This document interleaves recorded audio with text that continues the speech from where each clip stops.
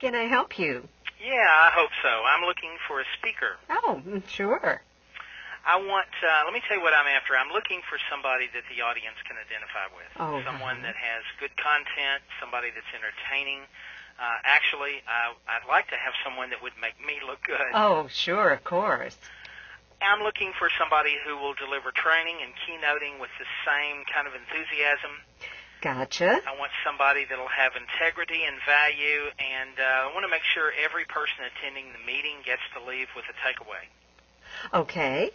And real important, I want guaranteed laughter. Of course you do. Actually, I'm looking for a presenter with the type of program that'll make everyone jump to their feet. Right, right. Well, I know that guy. He delivers just the kind of program you are looking for to over 150 audiences a year. Fortune 500 companies, government agencies, organizations, and trade expos use him not once, but over and over. He is a storyteller, a businessman, a speaker, author, father, husband, son, and friend. He is really a great guy. His name is Dr. Dale Henry. But don't take my word for it. Take the time to settle back and listen to what more than 4,000 folks at Walmart, America's #1 retailer, thought. And when you are finished, you'll feel confident that Dale would he'd be thrilled to serve your organization as well. Okay. Well, that sounds like what I'm looking for. How do I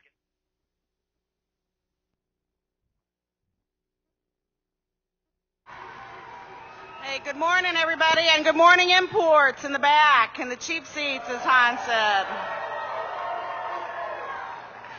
Well, I had the pleasure of meeting our next speaker last year in a Log U class, and I think he's got a great message for you this morning. He's known as a Southern humorist. He'll tell you a lot about attitude and servant leadership. I have a formal bio, but more importantly, our next speaker is a hugger. And last year, I got to witness him giving Rollin a big hug when Rollin wasn't quite sure who he was. So please welcome to the stage Dr. Dale Henry.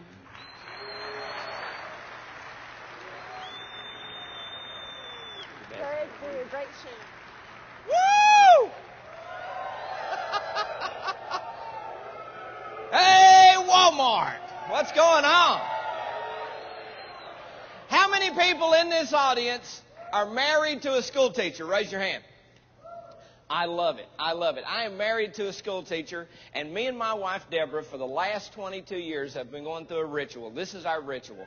I go in, I sit down at the dinner table somewhere right before summer break starts, and Deb says this: I get off all summer, and you don't.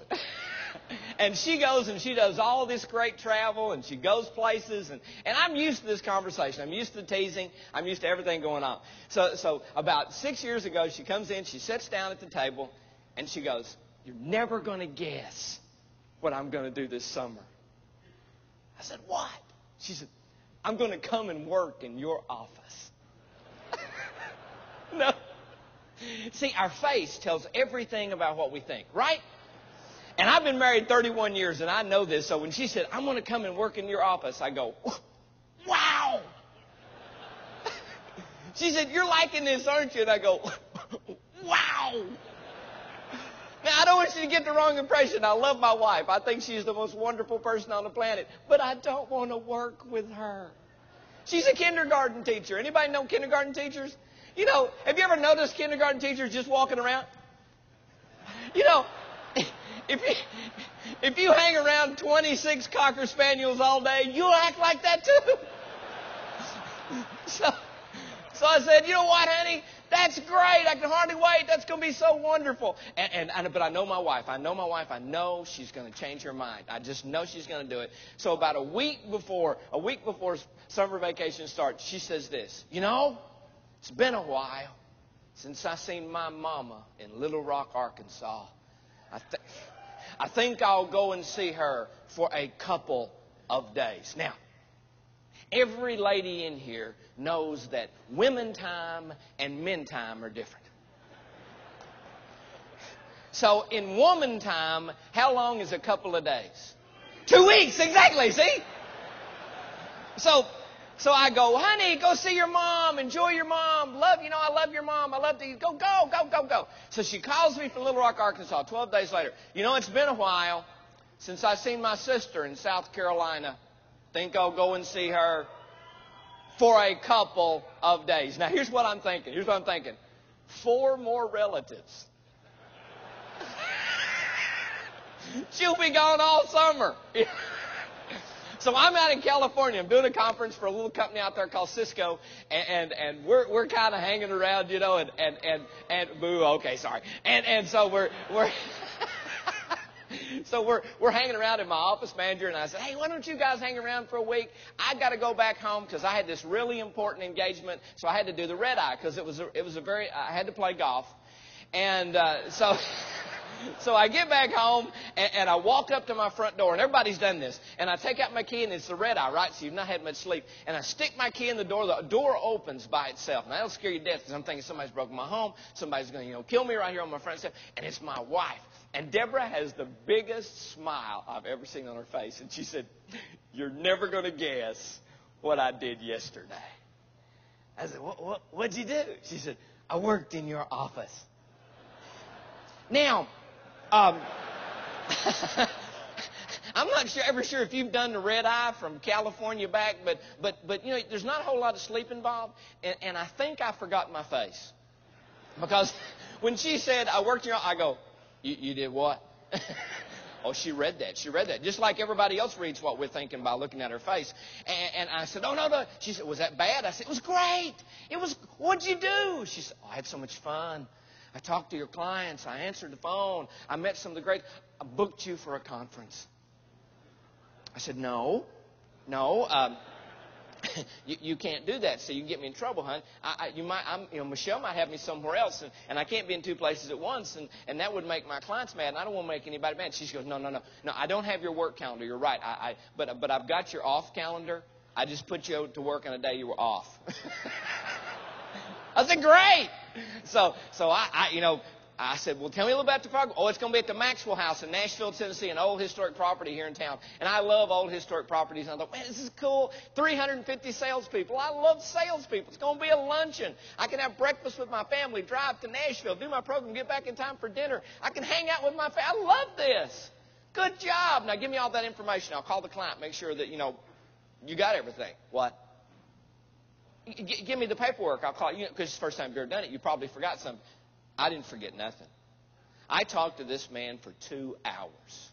I know everything about this program. I said, I know you think you do, but it's the first time. And then her whole expression changed. She throws the paperwork down the table. Here's what she says. Well, go ahead and call him if you want to hurt my feelings. Every man in this room has been told that, and we know what that means. Make that call. You're sleeping on the couch. You're eating bologna sandwiches. I did not want to go there. I said, honey, I love you. Hey, whatever you say, this is going to happen. I didn't call the client. That Saturday finally rolled around. Now, I don't know what you folks do on a Saturday. As a dad, my girls were very active. They played soccer every weekend. I personally never played soccer, but it didn't keep me from coaching. So I'm out there and I'm telling the girls, yo, kid, go, run. And I got to be in Nashville. So I kiss my wife. I wave to my girls. I go home. I change clothes. I get in my car, start driving to Nashville, Tennessee. Now, I don't know what you know about the geography of Tennessee. From where I live outside of Knoxville, Tennessee, to Nashville, Tennessee, dead center, a little town called Cookeville, Tennessee. Got anybody from Cookeville? Okay, I guess they're not here. Anyway, so Cookeville, Tennessee. So I get to Cookeville. Here's what I think. I've not had anything to eat all day. Now, folks, when you're little and skinny like me, you miss a meal, you could die. So I start thinking about food. Oh, wait a minute. Deb said we're going to have a meal. Deb said it's a luncheon. Deb said, oh, it's that meal. You've all had it. It's what I call the conference meal. It's a French dish. Chicken Robert. That's rubber chicken in French, for those of you who don't speak French. So I go and I'm walking up to the Maxwell House. You got to know Dale Henry. I'm always early. My grandfather taught me, you can be early, you can be late, you cannot be on time. So I'm always early. So I'm walking up. It's a zip-de-doo-dah day. It's down there at Maxwell House, beautiful old historic property. And I'm walking up there, and just like Deborah told me, there was a man at the front of the hotel that was going to pick me up, that was going to take me to the meeting room. And he's on the outside of the hotel doing this.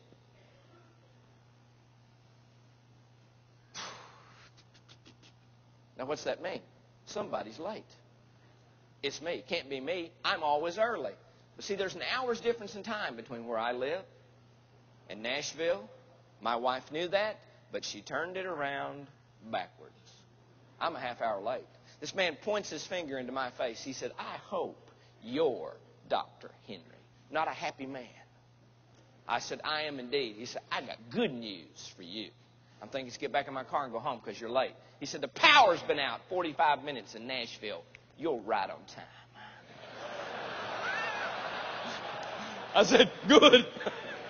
So we go in, we sit down. Have y'all ever been hungry? Oh, I'm talking hungry. I'm not talking about your mild hunger. I'm talking about so hungry that your belly button's rubbing against your backbone. I mean hungry. I was hungry. And when you're really hungry and you want to sit down and eat, what do other people want to do? They want to talk. So I sat down. Guy next to me says, Dr. Henry, I'm really excited about hearing your program today. And I said, man, I'm pumped. I can hardly wait. He said, can I ask you a personal question? I said, sure. He said, what do you like best about what you do? I said, man, I love looking into people's faces when I do what I do. He said, really? I said, yeah. He quit talking to me. I'm thinking the guy's hungry like me, so I started eating my chicken. Guy on the other side said, Dr. Henry, I have read many of your articles. Used to be the dean of a college. I've written hundreds of articles. But when somebody actually finds one, that makes your day. So I said, really? He said, yo, the article you wrote on technique, Dr. Henry, best article I've ever read in my life. I said, woo, that's my favorite article. He said, no way, what's your favorite technique? I said, man, I love giving it to them. He said, really? I said, yeah. He quit talking to me. Now, I want to give you a little synopsis here real quick, what's going on. Two men at the head table. They don't know I'm late.